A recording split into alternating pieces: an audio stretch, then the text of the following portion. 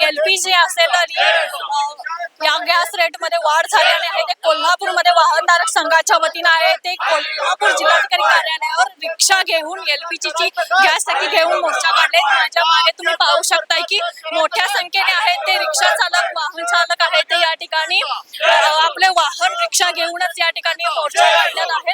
आपण एकंदरीतच त्यांच्याकडून जाणून घेऊया. आज एलपीजीच्या दरवाढ विरोधात आपण मोर्चा काढलात, काय माग? एलपीजी गॅसचे दर जे आहेत ते 40 रुपये ते 82 रुपये झाले. युद्धाच्या परिस्थितीनं ठेकेदार याबद्दल ब्लॅक मार्केटिंग करणार. लोकांना जेवण करायला गॅस नाही, रिक्षा फिरवायला गॅस नाही, टॅक्सी फिरवायला गॅस नाही.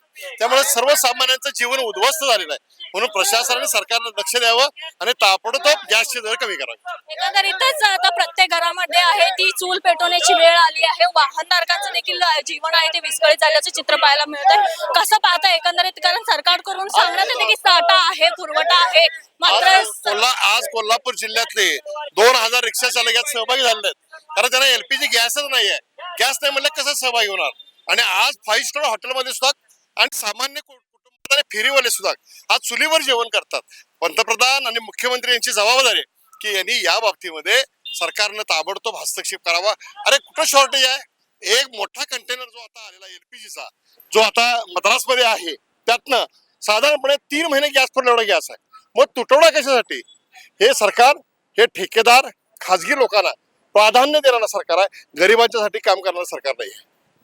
आताच एकंदरीतच वाहनधारकांच्या कडून आहे ते जिल्हाधिकारी कार्यालयातून मोर्चा काढण्यात येत आहे. एकंदरीतच पाहायला गेले की एलपीजीच्या गॅसमध्ये जे काही दरवाढ झाला आहे त्याच्या निषेधार्थ आहे तो हा मोर्चा काढण्यात आला आहे. एकंदरीतच शासन आहे ते सर्वसामान्यांची गरजा पूर्ण करू शकत नसून खरं तर हे केंद्र सरकारचं आणि राज्य सरकारचं अपयश असल्याचा देखील आरोप यावेळी वाहनधारकांनी आहे तो व्यक्त केलाय. कॅमेरामॅन आकाश कांबळे सोबत मी अमृता पवार, जनप्रवास लाईव्ह, कोल्हापूर.